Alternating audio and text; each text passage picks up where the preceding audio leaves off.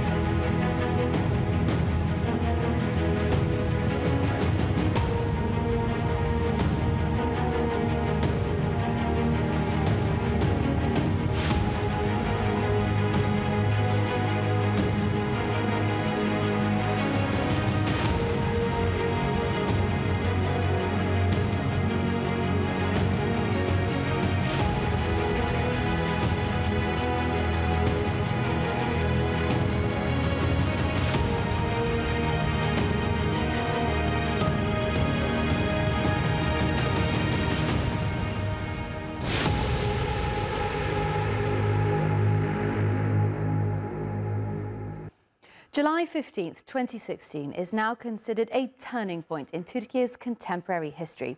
It was the bloodiest coup attempt in the country's modern era. Members of the FETÖ terror group infiltrated a faction of the Turkish military and launched a coordinated attempt to overthrow democratically elected government. Let me now take you through the events as they unfolded. On the evening of July 15th, tanks rolled through the streets of Istanbul and members of the FETÖ terror group stormed the headquarters of Turkiye's ruling AK Party, while fighter jets bombed the parliament building in Ankara. Turkish President Recep Tayyip Erdogan called on the people, and thousands of Turkish citizens took to the streets, braving attacks from armed pro-coup forces. Meanwhile, the Turkish army and police units fiercely resisted the coup effort as well. By sunrise the next morning, most of the coup plotters had been arrested and others soon surrendered. But more than 250 people were martyred and over 2,200 were injured. The Turkish government announced that the terrorist organisation FETÖ was behind the coup attempt. Türkiye requested the extradition of the ringleader from America, but US authorities refused to extradite him, despite the existence of a treaty between the two countries. Welcome to our special coverage marking the anniversary of the 2016 coup in Türkiye. I'm Charlotte Brea-Edney. Well, as we commemorate July the 15th, 2016, we have correspondents in all of the key places where events marked on that day and which continue to be central to its legacy. We have Andrew Hopkins in Ankara, outside the presidential palace, which was hit on July 2016 by jets organised by the coup plotters. We also have Abida Hito, who is at the July 15th monument here in Istanbul, where events have been taking place through today. Kubra Akot joins us from Washington to discuss developments there. And we have Shadia Edwards-Dashti standing by in London, where an event is planned to help raise awareness of the Turkish people's battle against would-be purchase. All right, well, let's go first to Abida Hito, who's in Istanbul at that memorial. Abida, tell us a little bit about some of the events that have been taking place there today. This morning, the president was here at the memorial on the 15th of July Martyrs Bridge. On this bridge on July 15, 35 people gave up their lives and were martyred to face off with the soldiers that were carrying out this failed coup. The soldiers brought tanks and weapons and other military vehicles onto the bridge. At the same time, citizens came out into the streets and headed towards these bridges to face off with these soldiers who were carrying out the coup, and they ended up actually stopping them and getting the soldiers to surrender. But that came at a huge cost. 35 people, as I mentioned, martyred on this bridge alone, and many others injured. We spoke to people who were on the bridge that night today who are here on the 8th anniversary of that defeated coup, and they say that their inspiration is the ongoing sacrifice that people continue to make to protect Turkiye's democracy, and that's what motivated them that night actually to put themselves in the line of fire to make sure that this military coup failed. People have been coming throughout the day to visit this memorial. We've heard recitations of the Quran. Just moments ago, they finished another recitation. Another group of people came to the memorial. There are trees planted around here for the martyrs of that night. For each one of them, there's a name placard also at the bottom of the tree, at the trunk of the tree. And there's a very nice museum inside where you can see visually what happened that night for yourself. And this is something that's been going on throughout the day. There's still a large crowd here. It seems like people are going to continue coming. We've seen people with their families, their children, with flags, and people are generally in high spirits. And it's the memory of these people who gave up their lives to protect Turkiye's democracy is what's inspiring everyone 8 years later to come back to remember them and to refuel basically from that energy to continue protecting Turkiye's democracy into the future. And Abadi, of course, the Turkish president was at the memorial this morning. We can see over your shoulder just how busy the bridge is and just how central it is to Istanbul. It must have been really shocking for people in Türkiye to see these events unfold on that night of July 15th. How is it remembered then by people in Istanbul and across Türkiye? Absolutely, it was extremely shocking, and I believe that the situation really came to a very dangerous breaking point. There were actually at one point during the night thousands of people on either one of the bridges. The one behind us is the 15th of July Martyrs Bridge, formerly known as the Bosphorus Bridge, and it's become famous because there were actually tanks here. People put their bodies in front of the tanks on the middle of the bridge, laid down in front of the tanks to prevent them from moving forward. They actually engaged with the soldiers in oral exchanges, and they also ended up actually climbing up on top of the tanks and taking some of those soldiers and arresting them, I guess citizens arrest, if you will, and they actually engaged physically with these people who were trying to carry out this failed military coup. Many people were shot and injured, over 2,000 people all over the country, many of them here on this bridge, and 35 people lost their lives. And during that time,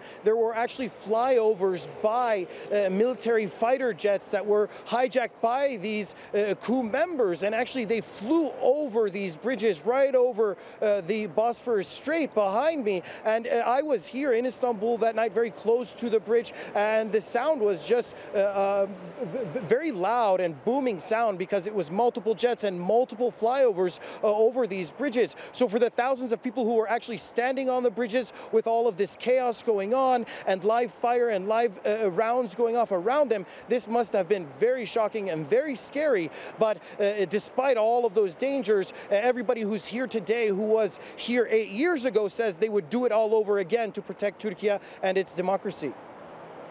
Absolutely. Obadia Hito from Istanbul, thank you so much. Well, let's go now to Shadia Edwards-Dashti, who joins us from London, where a commemoration event is being put on by the Turkish Communications Directorate. Shadia, tell us more about this event that's going to be happening this evening.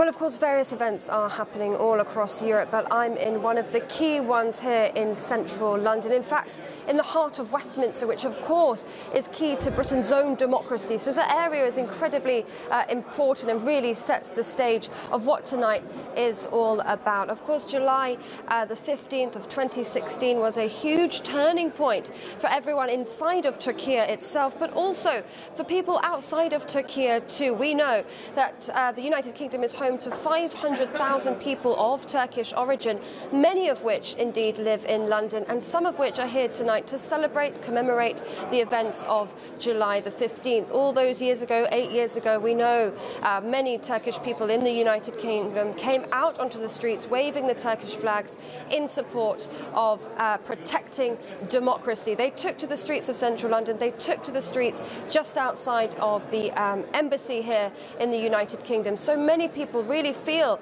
that they are part of that significant event, even though they're outside of Turkiye itself. Now, tonight is all about celebrating the civilians and their resistance, their resilience, but also the civilians outside of Turkiye too. So tonight we have a jam-packed evening with many key prominent figures within Turkiye and the government there. Of course, we'll see some opening remarks delivered by the presidency's head of communications, Fahrettin Altan. He'll be delivering the first speech, and then moving forward we'll hear from Turkiye's ambassador to London, Osman Koray Atash, who actually I just spoke to, and he said this is incredibly important for the identity of the Turkish diaspora. It's really important to show the strength of the nation, and everyone is reiterating the president's key message, and that is to remember all of those lives lost, all of those lives martyred on that evening. So tonight is all about coming together, it's all about uniting, many people feeling very proud to be Turkish today and very proud to uphold democracy.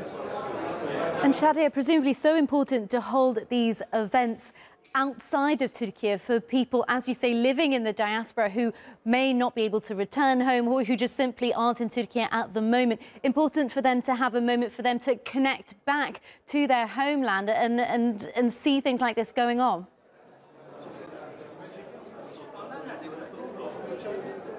Absolutely, yeah. We've seen many people coming into this building, all adorned in red, celebrating the colours of the flag. Of course, we've heard many people talking about what it really means to be Turkish, living outside in the diaspora all across Europe, but right here in London, a huge community of Turkish people. And today is an incredibly symbolic event that's happening in this very building, again, as I mentioned, at the heart and hub of democracy.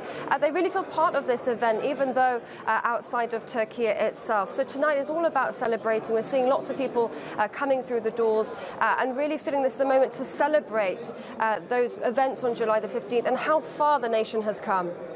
All right, Shadia Edwards-Dashti, from that event in London, thank you so much. Well, we can now go to our diplomatic correspondent, Andrew Hopkins, who is joining us live from Ankara.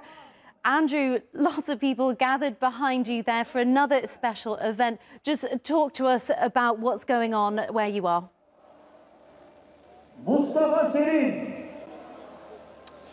Yeah, right at the moment they're actually reading out the names of the more than 250 people who were martyred, who died during the events of July the 15th in 2016, standing up to the coup attempt at that point. I'm actually here at this event, which is a sort of a memorial event, if you like, but the varied programme here this evening really suggests it's not necessarily all about mourning about what went on at that point. We've had singers on stage, we've had musicians and drummers, and some of these songs you wouldn't really class as sombre, so I think there's probably a mixture of sort of national pride being promoted here, as well as remembrance for the people who gave their lives against the coup in 2016. In a short while we're expecting the Turkish president to speak again the second time today, so we'll find out a bit more about what he's got to say on this particular subject and on the future as well. And it follows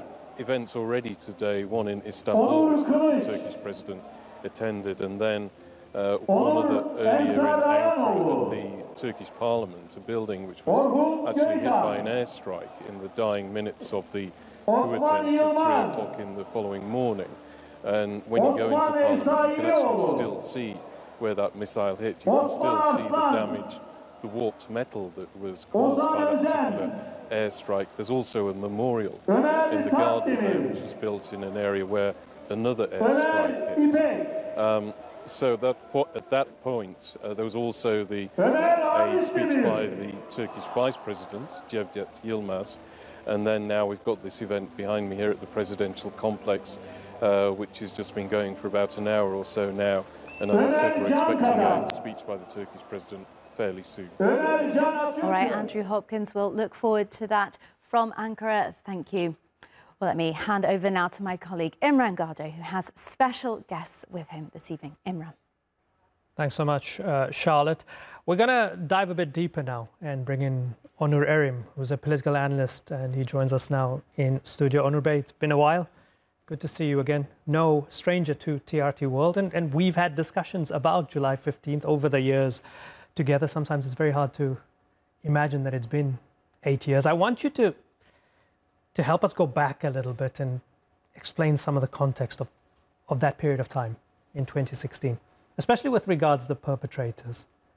Why did they try it, and why did they try it at that particular time? Well, thank you for the warm welcome to begin with. It's nice to be back. If we go back maybe not 8, but maybe 10, 12 years, as you know, the obvious perpetrators of this events on the July the 15th, the attempted coup by a fractional number of people within the Turkish armed forces, all of whom we now know to be a part of the Fetoist terrorist organization headed by terrorist Fethullah Gülen. They had been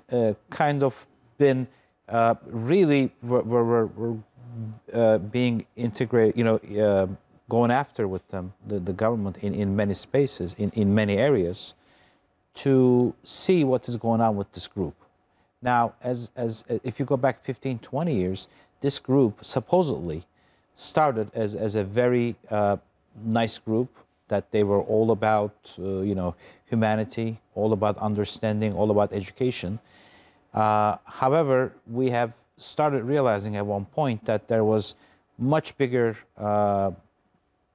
agenda of this organization, of this terrorist organization, from years. And this was all being orchestrated by forces and by powers outside of Turkey. I want to say mostly, but entirely by the Western countries. Now, as they started feeling pressure, as they have understood that the government has realized what this organization was really about, they started feeling pressured on many points. As you may remember, a couple of years back, certain aspects of this organization, wrongdoings, were actually made, brought in front of the court, and the necessary actions have been taken. Now, going back to your question as to the twofold question, why did they do it? Well, I think they realized that the government was going to do what needs to be done, number one. Why at that particular time, at that given time? I think they panicked. I think that they panicked as to, hey, wait a minute, this looks like the end of the road with us. We either try this crazy idea, trying to overthrow the government, try to attack all the officials of the government, whether on the militarized side, on the police side, or the government itself, or this is going to be our end. So I think they made this very immature move, in a state of panic. And what they didn't realize, don't forget, this could have still been a semi-success on their part. If the people didn't take to the streets. Nobody counted on that. I'm pretty sure, I could feel it, that President Erdogan's belief was there. But don't forget, this had never been tested anywhere in the world. There is armed people. Now, at that point, nobody knows whether these are a fractional part of the army trying a terrorist dressed as army personnel, or a coup by a large number of groups in the army. Nobody knew. But despite that fact, upon one call by the president, everybody took to the streets. No guns, no knives, nothing. They just went out there, and they went out there with the acceptance of that they could be martyrs that night, which again, let's just, God rest their souls, all 253 martyrs of that night. And again, our condolences to their families. But I was on the street that night. I was out. Everybody that was on the street was ready to die because they knew that they were defending their country. Not the government, not this, not that. They were defending their country against a foreign source, a foreign power, dressed as a Turkish armed person. You say foreign power. Tell me more about that. I mean, I think everybody has a consensus that the FETÖ's terrorist organization has been founded, has been, grown, and has been funded, if not entirely, but mostly by the United States or those powers within the United States. How much of these powers are actually part of the United States government or the United States deep state is something to be that's something to be explored. Unfortunately, as we have seen in the especially the last 8 years after the coup attempt, our quote-unquote ally, the United States, is not helping us at all to get to the bottom of this at all. Now, after years and after tens of pages of court filings against Fethullah Gülen and those terrorists that belong to his group, he hasn't even been questioned once. So we know that the American government is not, as of today, has not been helping us at all get to the bottom of this. Maybe it's because they really don't want to find out, or they really don't want us to find out what they already know. That's 3 administrations: Obama, Trump, Biden. You talk of thousands of documents pushing for the extradition of the leader. What do you think is the main reason this has not happened? Logically, I could only think of one. They are afraid of something. Whether they're a part of it, because they're a part of it, whether they are the only reason why this group has even, had existence, I don't know. But if you're not afraid of what is to come out, then why wouldn't you even just question? It's very simple. Just don't even extradite them. Why don't you just question them once, or any other part of his group? So yes, 3. You're right, 3 administrations. But let's not forget, if this is indeed an American organization, a U.S. backed organization, we all know how the government of United States, let's call deep state, is powerful than any, or at least almost all of the presidents in the U.S. history. So maybe if Trump gets reelected, as outspoken as he is, as out of box as he is, and this time he will not have to worry about a second term. This will be his last term. Maybe he'll do something out of the ordinary. Maybe he'll surprise us. We could only hope. But this actually, getting to the bottom of this, will not just be good for the state of Turkey. It will also be good for the American government, because there's a wrongdoing. It affects everybody. It's going to come back and bite them as well, which unfortunately we saw another version of this with Trump's attempted assassination yesterday. So I think this will be good for everybody. I can only hope that Trump, if he's to get elected for his second and last term, not having to worry about his next term, maybe do the right thing this time. Onur Erim, it's been good to see you again. Always fascinating to hear your thoughts. Thank you very much for joining us. Charlotte, it's back to you for now. Thanks, Imran. Thanks, Imran. Well, even 8 years on from the failed coup, Turkiye's national intelligence and armed forces continue to conduct operations against the FETÖ terrorist organisation nationwide. Let's take a closer look. The Turkish Interior Ministry says that since June 2023, over 5,000 operations have been conducted against the FETÖ terror group across 77 provinces. Over 8,000 suspects have been captured and over 1,000 of them convicted. Some high-ranking individuals within the organisations were among those arrested. In operations carried out within security agencies, over 400 active police officers were found to be in contact or affiliated with the FETÖ terror group and were suspended. Turkish security forces have also captured over 400 terror group members trying to flee across the Greek and Syrian borders in the past year. It brings the total number of fugitives apprehended to more than 4,000. Well, Kubra Akoç joins us from Washington, D.C. Kubra, we've been hearing a little bit about this already on the programme, but the FETÖ terror group has been conducting a range of operations in the US since 2016. And as we've been hearing, its ringleader has been sheltering there for 2 decades. What more can you tell us about that and about where the extradition request from Türkiye stands?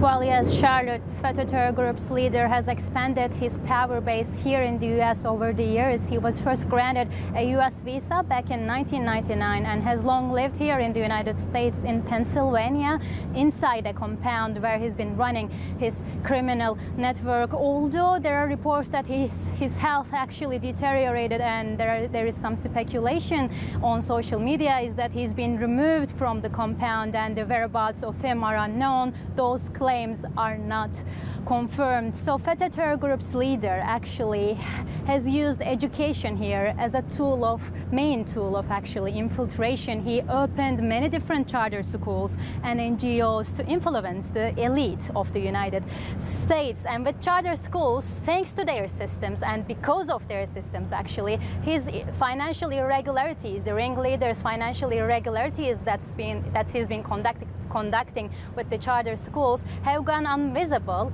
for years, because charter schools are different than regular public schools here in the United States. They are not subject to regular monitoring. So be it throwing $billion worth contracts to associates, or just by exploiting H-1B visa program of the United States, bringing uncertified teachers to the U.S. soils, followers of actually FETÖ terror group to the U.S. soil to make them teachers at the charter schools. He exploited H-1B visa program. International lawyer Robert Amsterdam calls it the largest charter school scam and largest H-1B visa program scam in history. And last but not least, FETÖ members here in the US are still actively trying to seek influence on the members of the US Congress here in Washington, D.C. by lobbying activities and also by spreading propaganda against the very Turkish state. So 8 years ago, actually, shortly after the defeated coup attempt, Turkey officially requested the extradition of the ringleader of the FETÖ terror group, but the US is still to approve that request. And actually, that process being stalled has long been a dispute between 2 NATO allies, Charlotte, because it's important to remember Ankara says Turkey's most fundamental expectation from its allies, especially NATO allies, and United States being an important NATO ally here for Turkey, its most fundamental expectation is just to extradite terrorists and seize support for terrorist organizations. Ankara reaffirms that the presence of FETÖ terror group here in the United States is not only a threat to Turkey's national security, but also a threat to American society in general. Kubra Akoç from Washington, thank you so much. Let's get some more detail on that. The FETÖ organisation has been running, as we've been hearing, decades-long campaign to seize control of the Turkish state. Followers were pushed to infiltrate key positions in Türkiye and across the world. Let's have a look at some of the areas they did infiltrate. Well, charter schools served as a primary recruitment hub for the FETÖ terror group to indoctrinate the next generation. Around 1,000 educational institutions worldwide were owned and overseen by the FETÖ terror group. Students influenced in these schools were then unfairly admitted to prestigious universities through the manipulation of entrance exams and tests for military academies. Initially, FETÖ terror group infiltrated the military through individual efforts, but covert members began stealing the exams for candidates in the late 1980s. This enabled the widespread infiltration into military academies, including key positions of command chain authority. Notably, doctors affiliated with FETÖ terror group in military hospitals discharged about 500 military pilots to make way for the group's members. The FETÖ terror group utilised the financial resources of charitable foundations, various businesses and the media to fund their activities and exert political influence. Charitable foundations were used to expand operations globally under the guise of humanitarian efforts. Funds raised through the charity were invested in enterprises, including numerous newspapers. Well, the media controlled by the FETÖ terror group played a pivotal role in shaping public perception, disseminating misinformation that distorted even basic facts. A lot to take on. Imran, let's hand over to you for some more analysis with your guests. Thanks so much, Charlotte. Özden Zeynep Oktav is a professor of international relations at Istanbul Medeniyet University and joins me here in studio. Ma'am, welcome to the program. Thank you very much. From everything we've heard over the past 20 minutes or so, it's impossible to see that failed coup attempt 8 years ago as purely a domestic issue. Yeah. Everything we've heard of what happened in the United States, which still happens to be the superpower, and this major frustration from the Turkish government in asking for the extradition of FETÖ's leader. So, to what extent did that failed coup attempt affect and impact Turkish foreign policy and its view of itself and its place in the world? Mm-hmm. Yes, as you mentioned, it had a great impact on Turkish foreign policy because especially Turkey's bilateral relations with the United States, because many in Turkey believed that this failed coup attempt was sponsored by the United States, as the head of this terrorist organization, FETÖ, was sheltered by Washington since 1999. So if you remember all the broadcasts from the European Union countries as well as the United States, just pumping the idea that Erdogan was already fled away from Turkey and he was abroad and he was, this coup targeted the overthrow of Erdogan. Therefore, many believed that Erdogan already fled away from Turkey. But when he appeared, Mr. Erdogan appeared on TV screens, we Turks understood that he was alive and he was still in Turkey. And upon his call to Turks to resist and to flood on the streets, people went onto the roads and a big resistance started. But except two countries, many other countries, except two, made such broadcasts. Erdogan was not in Turkey, he fled away, etc. These two countries, one was Russia, the other was Iran. These Iranian broadcasts and the Russians also leader, just at the first moments of the failed coup attempt, made statements supporting Erdogan. This became a milestone in Turkey, in the trajectory of Turkish foreign policy. This is very important.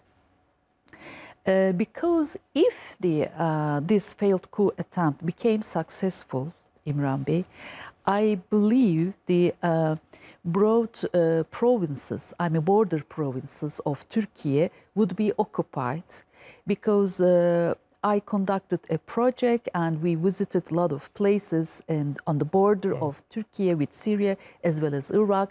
In these provinces like Hatay, for example, many people told me, frankly, that a lot of foreigners are waiting for the success of the coup. And on that night, Turkey would be occupied. This is the fact. This is very striking fact. This is more than a coup attempt. This is my personal opinion. This was a rehearsal for the occupation of Turkey by the outsiders. Personally speaking, I believe this very strongly. And this coup attempt mainly targeted Mr. Erdogan himself, and his overthrow of Turkish presidents was the main target of this coup, and this was sponsored by the outsiders, as you mentioned, this was not only a domestic issue. Right. And we were lucky because people showed a big resistance, and they defended democracy, and they defended Turkish territories. And especially at the border places of Turkey. Otherwise, Turkey would be fragmented, territorially fragmented. You think it would have gone that far? Exactly. I believe that Turkey would be territorially disintegrated, and Turkey's border provinces would be occupied, and there would be a civil war. Wow. Yes. Turkey on that night was on the edge of a civil war, and thanks to God, people became victorious over the traitors sponsored by the outsiders. This is the summary of that night in my view. And just to rewind a little bit, because I want to be absolutely certain that I have your thoughts crystal clear as a professor of international relations. Previously, the idea, Türkiye, NATO member, leaning west, pro-west. Yes. And I don't want to oversimplify this, but as you say, this was a milestone in the shifting towards keeping its options open and listening to, speaking to others in the East and elsewhere, and being more pragmatic. Its alliance with the West not taken for granted.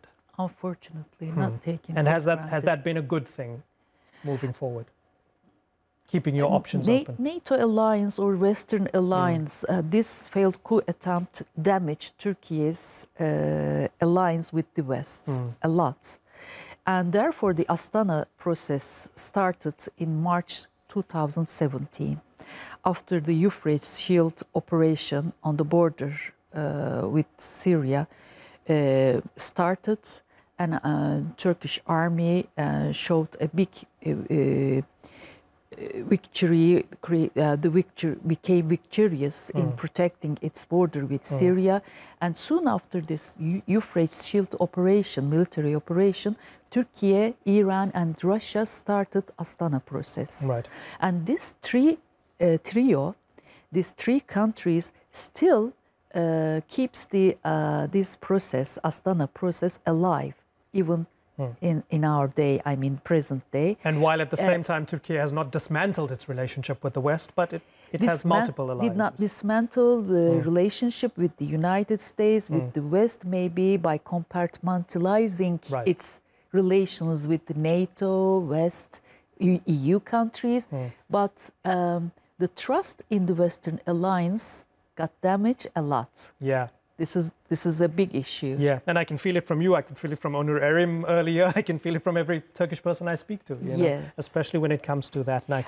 And can I say something? Go ahead. Go ahead. A group of university students came from United States to visit our university, and they were the international relations students, sophomore students, and I just asked them whether they are aware of this coup attempt, because they were very curious about Turkey and domestic issues, etc. They had no idea, right? They had no idea at all. Right. This is a big shock on me, because on public level in the United States, no one is aware of what happened on that night in Turkey, and they were not aware of the fact that the Turks in general believed that this coup attempt was sponsored by the United States. This is very important, and this damaged the American image in the eyes of Turks. Yeah. This is also a milestone in bilateral relations between Turkey and the United States. Professor Özden Zeynep Oktav, it's been good to talk to you. Thank you very much for joining us. It's back to you now, Charlotte. Thanks, Imran. Well, Shadia Edwards-Dashti, our correspondent, is joining us now live from London, where a special event is being held to commemorate the Turkish people's battle against the failed coup attempt. And Shadia, I understand you've been speaking to some of the VIPs at the event. Tell us a little bit more about what's going on.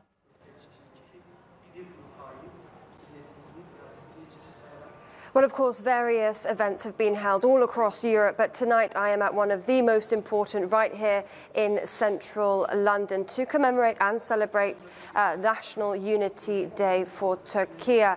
Now, of course, there are many people here today. In fact, hundreds have gathered to this venue, the Queen Elizabeth Centre in central London, and it's completely prominent and particularly important as it is in the heart of Westminster, the heart of democracy here in Britain. So very symbolic choice of venue for this evening. Of course, July the 15th of 2016 was a huge turning point for the people of Türkiye, but also for the people living outside of Türkiye as well. The Turkish diaspora here in the United Kingdom is 500,000 strong, many of which are living here in London, and many of which are here tonight to celebrate and protect democracy as we know it in Türkiye. So tonight is a hugely important event. I've been speaking to the Turkish ambassador to the United Kingdom, and he was telling me this is really particularly of importance for the identity of the Turkish diaspora living outside of Türkiye itself. It's all about bringing together the resilience that we've seen from civilians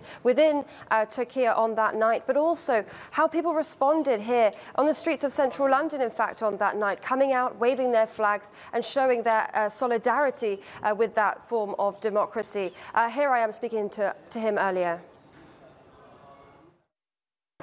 The Turkish diaspora is very much also integrated inside our fabric, and they are following very closely what is going on inside the country, and their hearts are beating with what is happening inside Türkiye. Therefore, what happened 8 years ago have a huge impact and inflicted a huge damage also in their psyche. So they were supporting us by any means, and for all these years the diaspora is very much with the Turkish democracy and with the Turkish nation, and every year in every capital we are commemorating these days together with our diaspora members.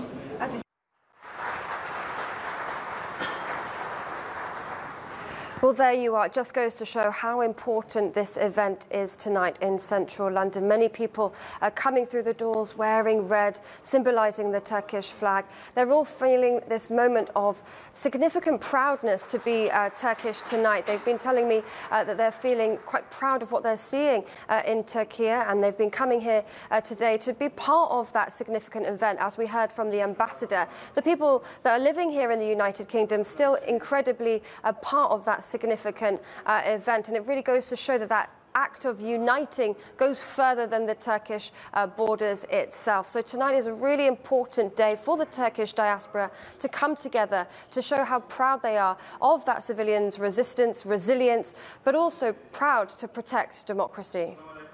Sounds like a great evening. Shadia Edwards-Dashti from London, thank you so much. Now, despite Turkey's implementation of stringent measures to combat the FETÖ terrorist organisation, it has managed to expand its presence and sustain its activities in various countries. The US is known to be a safe haven for FETÖ activities, with extensive networks of schools and businesses. It operates across several fields and engages in political lobbying. Its ringleader has also found shelter there since 1999. US authorities refused to extradite Gülen, despite the existence of an extradition treaty between the two countries. Many European countries have refused to acknowledge the FETÖ terror group as the perpetrator of the coup and have not taken any significant actions against it. FETÖ terrorist organisation members residing in EU countries having fled prosecution in Türkiye have found a haven in some countries. Well, taking advantage of Turkey's historically and culturally strong ties with the Balkan countries, the terror group has made inroads in this region, primarily in education and media, and it still operates numerous schools. The FETÖ terrorist organisation has established a presence in almost every African country, taking advantage of Turkey's close relations with the continent. After the coup attempt in 2016, now some countries responded to Ankara's requests, limiting their activities. And following the fall of the Soviet Union, the FETÖ terror group benefited from the liberalisation in the region and established strategic organisations, particularly in the economic sector. Russia and Uzbekistan have been the first countries to address the threat posed by the terror organisation. our editor-at-large, Yusuf Aram, now joins us here in the studio. When you hear about all of the countries in which the FETÖ terror organisation, has managed to get a stronghold, how is the success of the Turkish government's efforts to stamp down on it? How are they seen? Are they seen to have made inroads into it and been successful? Well, it's been a very slow process, especially abroad. It's very, very hard to get some of these terrorists extradited. Turkey has the burden of proof, but it has provided a lot of proof. But at the same time, this organization does very good PR, very good public relations. They're in education sector. They try to pose themselves as think tankers, NGOs. So they do a good job of trying to keep a clean image in the United States and Germany. At the same time, they're generally dissidents. So when the Turkish state asks for these people back, they try to claim asylum over there. They claim that they're being harassed, that their human rights are violated. So it's very tricky, especially to extradite these people from Western countries. So it's been an uphill battle. But the way Turkey is going about it, people by people, or people to people communication, embassy to foreign ministry, or foreign ministry to embassy communication, and leader to leader. So it's trying to explain, is trying to create some empathy with these nations who are hosting these individuals that Turkey wants to extradite. But again, it's a long process. It's not something that's going to happen overnight, because a lot of foreigners don't really understand what's happened here. Even though it's been 8 years from now, 8 years since, they don't have a true picture of what happened here. Yeah, 8 years since the coup. So what's next then as the Turkish government continues these efforts? Well, again, what's next is the continuation of sitting down and explaining, outreaching, public diplomacy regarding this issue. That's the most important. I think right now communications is very important, the judicial system working on these extraditions, and improving bilateral relations in general from foreign ministry to foreign ministry, and improving the people-to-people relationships with these countries as well. At the end of the day, you need to build trust with these countries, and you need to be able to explain what these people did, why they're wanted for crimes inside Turkey. So again, one of the things that they're known for, they're going to claim asylum, say that their rights are abused, they're dissident, and this and that. Not the case. We see very clearly what the culmination of their actions were: more than 250 dead, thousands injured, and an attempt to usurp the democracy of Turkey on July 15th. And what about domestically? We've been hearing a little bit about the numbers of people arrested and sentenced, but how exactly has the Turkish government gone about eradicating FETÖ here in Turkey? Well, domestically right now, a lot, especially after the July 15th coup attempt, many went underground. They just basically went radio communications off. They tried to lay low. They tried to create sleeper cells, as they call them, crypto FETÖ elements inside, be very, very quiet. But the Turkish government did an incredible job of sweeping up the remnants of the terror organization inside. Does it mean that it's an all clear, everyone's been arrested, or everyone's faced accountability or justice? No, there definitely are more members of the terror organization, or supporters or loyalists, who are trying to help the terror organization regain a stronghold here. But it's a shell of its former self. We could say that 85% of its strength has been diminished. Its media arm has been dismantled. Its banks have been dismantled. Its schools have been shut down. So its revenue from Turkey, which was its #1 moneymaker, is now almost completely gone. So that was a huge blow to the organization. Many of them have now either fled or are in jail serving lengthy sentences for their crimes. Yusuf Aram, thank you so much. Now let's get a little bit more analysis and insight. Imran Garda has another guest for us. Thanks so much, Charlotte. Mehmet Çelik is an editorial coordinator for Daily Sabah, and he joins me here in studio. Good to see you again, Mehmet Bey. Good to see you, Imran. It's been a while. So on that night, the coup plotters had, for a period of time, taken control of state media. They took control of this building. They took control of Ankara. They choked and throttled and squeezed independent voices reporting on the coup plot as it was unfolding. And that's why that moment of President Erdogan on FaceTime is so powerful and symbolic, because he got to give his version of what was happening and speak to the people. During that period of time, you had outside media doing their best or worst in trying to figure out what was going on. You were frustrated at some reporting on that night and beyond on the coup attempt. Tell me more about that. Imran, first of all, I would like to commemorate that day, which I call it a day of pride, but that day that we defended our democracy with over 200 people losing their lives. You know, one of the challenges, I think, for that day and beyond was with the foreign media.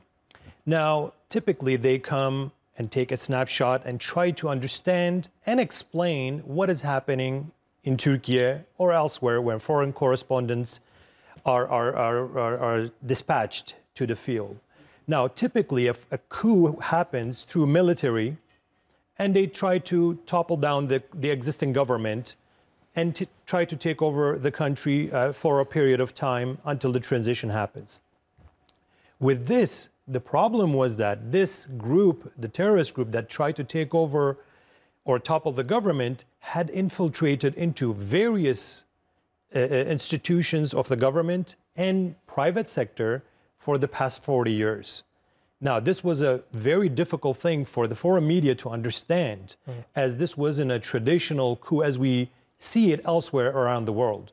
Now, this was, you know, very difficult to explain to them that background information. In addition, due to President Erdogan's powerful leadership, I think coupled with a bias against him as well, it made it a very big challenging and frustrating for the local reporters or local media to explain what is happening here is not just a military coup as we understand it throughout the history. Previously, Turkey experienced coups which were also supported by the outsiders.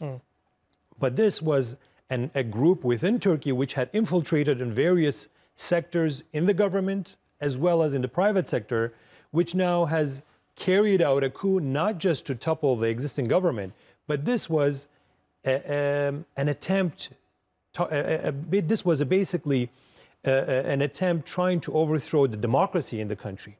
I mean, the parliament was bombed. No coup plotters or in other countries, they do not go with F-16s and bomb the parliament. The parliament is sovereignty of a country. This was an attack not just on Mr. Erdogan's government, AK Party government at the time.